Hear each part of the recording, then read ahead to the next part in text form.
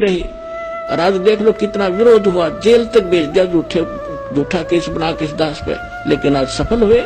परमात्मा कहते सत ना छोड़ दे सूरमा, सत छोड़ दे पतदा, और सत के बांधे लक्ष्मी फेर में ले गया। सत छोड़ दे पतदा और सत के बांधे लक्ष्मी या फेर में ले गया। अब जैसे इस दास ने जब शुरुआत करी, मेरे घर वाले सुनने को तैयार नहीं थे इस मार्ग को। मेरा भाई जहां भी मैं जाता था भक्ति में साथ रहता था, लेकिन जब ये ज्ञान उसको सुनाया था वो भी चिंगर गया, न बोला इस यो के था। फिर मैं भी सुनो, इससे बड़ा कोई हो सकता है। और जब उनको ज्ञान हुआ, सारा परिवार और सबसे आगे खड़े हो गया वही भाई आकर के, तो संघर्ष फिर हमने नहीं छोड़ा, इस बात को लगे ही रहे। और आज देख लो कितना विरोध हुआ, जेल तक भेज दिया झूठा केस बना के इस दास पे, लेकिन आज सफल हुए। परमात्मा कहते सत ना छोड़ दे सूरमा, सत छोड़ दे पतदा, और सत के बांधे लक्ष्मी फेर में ले गया। हम परमार्थ में लगे हैं, स्वार्थ में गलती कर आदमी 100 बार जेल जाओ, और दुष्ट कर्म है उसका। यदि कोई अपराध करके जाता है निरपराध, तो एक स्वतंत्रता जैसी लड़ाई है। अज्ञान से ज्ञान को स्वतंत्र करवाना है, जीव को काल से स्वतंत्र करवाना है। इससे बड़ा संघर्ष और इससे बड़ा पुण्य में कर्म इस पृथ्वी पर नहीं है। आत्म प्राण उद्धार ही ऐसा धर्म नहीं, और जीव का उद्धार करा दे इससे बड़ा कोई पुण्य नहीं इस पृथ्वी पे। तो वो दास कर रहा है, और अब मेरे बच्चे भी सारे लग कर तुम उसी में लग जाओ, सब अपने भाई बहन हैं।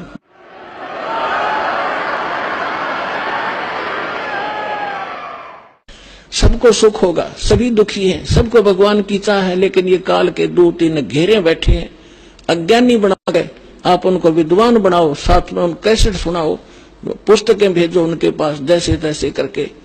अब जब उनको ज्ञान होगा, जब कोई ना रहे वहां पर, अब दौड़े दौड़े आ रहे हैं भगत सारे छोटे छोटे नकलियों को, रो रहे हैं अपने कर्मों को। 20 वर्ष खो दिया, 10 वर्ष खो दिए, 13 वर्ष नाश कर दिया अपने जीवन का, केवल दुख इकट्ठे हो गए। कोई बात नहीं, अब आपको भगवान मिल जाएंगे, आपके सुख भी होंगे और आपका मोक्ष भी होगा। अब जो प्रश्न चल रहा है कि इस भक्ति रूपी बीज को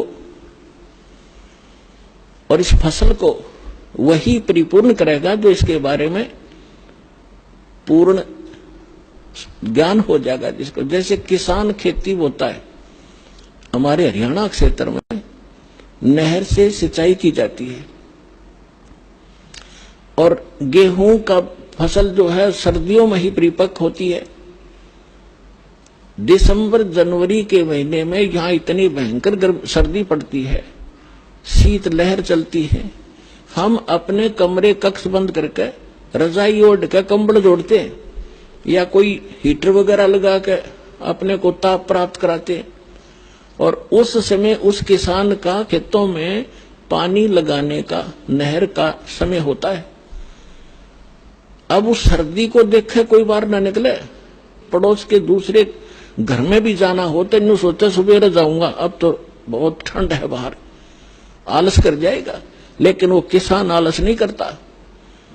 इतनी काली पीली रात होती है, ऊपर से सर्दी गिर रही होती है, भयंकर तेज हवा चल रही होती है, और वो खेत में पहुंच जाता कस्सी लेकर, और जो कंबल वगैरह छोटा मोटा ले रखा उसको भी रख देता एक तरफ। उस समय जब वो पानी लगाने लगता है और घुटनों पानी में खड़ा हो जाता है, और ऊपर से शीत लहर चल रही होती है, तो वो अपने उस मार्ग का, उस फसल को परिपक्व करने का पूर्ण मास्टर है।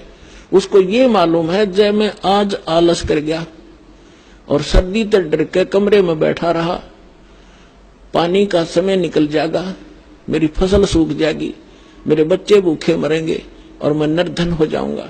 इसलिए वो सिर धड़की बाजी लाकर, चाहे सांप काटो, चाहे कांटे लागो, और चाहे नमुनिया हो, उस काम में छोड़ेगा और सफल भी होगा।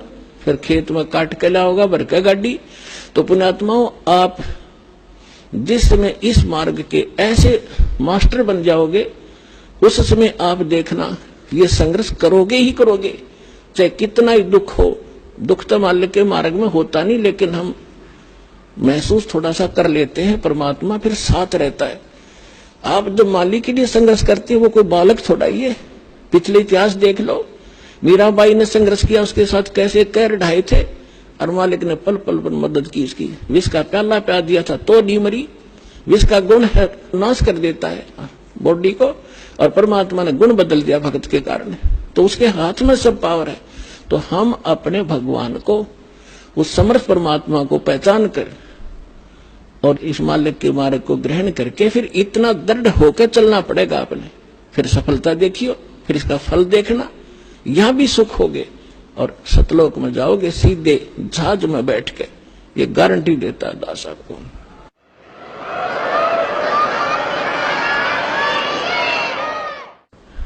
अब इसको सफल करने का तरीका, एक यज्ञ है धर्म की, दूजी यज्ञ है ध्यान, तीजी यज्ञ हवन की और चौथी यज्ञ परिणाम। यज्ञ पांचवी ज्ञान है। ये पांचों यज्ञ आपसे यहां कराई जाती है। आप घर पे तो करते ही करते हो, लेकिन यहाँ एक विशेष डोज दी जाती है। जैसे हम ज्यादा सीरियस हो जाता है रोगी, तो डॉक्टर सबसे पहले जाते ही उसको ग्लूकोज वगैरह, ऑक्सीजन वगैरह लगाता है, एडमिट करता है कुछ समय के लिए। अब जो दास बता रहा था कि जो खेत में बीज बो दिया, बीज तो समझो ये मंत्र है, प्रथम, सेकंड और थर्ड, तीसरा सार नाम, और ये खाद और पानी है, ये पांचों यज्ञ। तो बुद्धिमान को संकेत बतेरा होता है कि किसान को मालूम है बीज बोन देने तो काम नहीं चलेगा, उसमें खाद भी डालना पड़ेगा। यदि आपके पास पैसा नहीं है किसान के पास, तो किसी तो उधारे लेगा या कितना ब्याज पे लेगा और उस खेत में खाद पानी प्रॉपर डालेगा। उसको मालूम है कि फ्री फल गया तो आप पर कर्ज उतर जाएगा। तो इसी तरह आप जी ने इस भक्ति रूपी फसल को परिपक्व करने के लिए ये करना पड़ेगा दान धर्म। एक यज्ञ है धर्म की। अब धर्म, जैसे आप यहां आते हो, यहाँ कोई रोटी खाने नहीं आता, कोई यहाँ परमात्मा के लिए आते हैं, अपने संकट के निवारण के लिए आते हैं, अपनी आत्मा के कल्याण के लिए आते हैं। तो यहाँ वो भक्त आते हैं। कौन भक्त? जो परमात्मा के घने लाडले होते हैं। ठीक है, बच्चा मेले में बाप की उंगली छुटा गया और कितने धक्के खाता फिर रहा इधर उधर, तो बाप को वो कितना प्यारा होता है जब वो वापस आ जाए। माता पिता को कितना अच्छा लगता है जब वापस मिल जाए, और कोई मिला दे उसका भी एहसान मानता है। तो आज हम सभी अपने पिता की उंगली छुटवा कर इस काल के मेले में बिछुड़ गए, और हम रोते फिरते उस अपने पिता ने ढूंढ रहे हैं। वो पिता जब तक नहीं मिलेगा हमें संतोष नहीं हो सकता। चाहे दूसरे छोटा मोटा राहत में देकर रोना बंद करवा भी दियो, लेकिन वो माता पिता की कसक न्यारी रहे, तो वह आज तक है हमारे। तो इस प्रकार जब आप यहां जो आ रहे हो, वो बिछड़े हुए हो उस परम पिता के, जो 600 वर्ष पहले आया था। उस समय आप उंगली छुटा गए थे और अब तक भटक रहे उसको ढूंढते हुए। अब दया करी है दास के ऊपर, पहचान बताई है कि अपना पिता ये है, ये लक्षण है उसके। आप इस काल को पिता समझ रहे हो तो स्वार्थी है। तुम्हें होटल पे नौकर रखा हुआ है 2 रोटी के लिए, ये तुम्हारा पिता नहीं है, सुखी नहीं दे सकता होटल का मालिक। अगर वहां कोई नौकर है तो आप इस होटल के मालिक के नौकर हो, 2 रोटी के लिए मूर्ख बना रखा है तुम्हारे को, अपने स्वार्थ सिद्धि के लिए। तो अब ये ज्ञान आपको कराया गया है कि ये है आपका पिता, ये देगा आपको सारा सुख, आपकी संपत्ति का हिस्सा देगा, ठाठ से रहोगे, धनी है ये। आप एक कंगाल के नौकर थे इस काल के। तो अब जितने भी भक्त आत्मा यहाँ आ रहे हैं और जो इनको माध्यम बनता है अपने पिता का घर बताने के लिए, उसका भी एहसान परमात्मा उसको भी इतना ही क्रेडिट देता है। अब यहां तक बताया है परमेश्वर ने अपनी वाणी में कि एक जीव को उस काल के खेमे तय, काल के ग्रुप से निकाल कर और परमात्मा से जोड़ देगा, बता देगा रास्ता ठीक। उसको इतना पुण्य होगा जैसे करोड़ गायें हत्थे में कटती हुई बता दी हो, इतना पुण्य मिलेगा उस प्राणी को जो यहां तक का रास्ता बता देता है। और यहां आ जाता उसका तो कहना है कि कितना फल मिलेगा। अब जैसे एक प्राणी यहां ना आता, फिर फिर अगले जन्म में गधा बनेगा, कुत्ता बनेगा, बकरा बनेगा, मुर्गा बनेगा। तेरा कितनी दुर्गति होगी। और उसका वो कहर टलवा दिया उस प्यारी आत्मा ने, समझदार ने, और अपने पिता के घर छोड़ दिया। अब उसके वो सारे कहर टल गए और उसको क्रेडिट मिला। एक धनी का बेटा खोजा, बताने वाले को भी नाम दे देता है लाखों रुपए, ले भाई बेटी खोजा, गुम हो जाती है, बताने वाले को भी लाखों रुपए नाम देता है। तो ये क्रेडिट भगवान का इंटरनल है, बाहर दिखाई नहीं देता। परमात्मा के एक एक वचन पर विश्वास कीजिए और इस धर्म के मार्ग को आगे बढ़ाइए।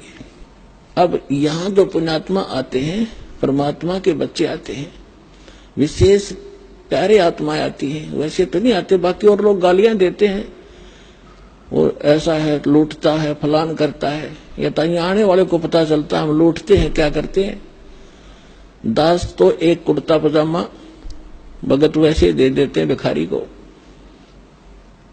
या कोई पैंट कमीज, इससे अतिरिक्त कुछ नहीं मेरे पास। जो भी आता है सारा भगवान के बच्चों के लिए, सारी व्यवस्था में, खाने में, मैटों के लिए, पंखों के लिए, सारी व्यवस्था आपके लिए। एक पैसा परमात्मा का एज इट इज यूज होता है, और इसलिए आप फल रहे हो।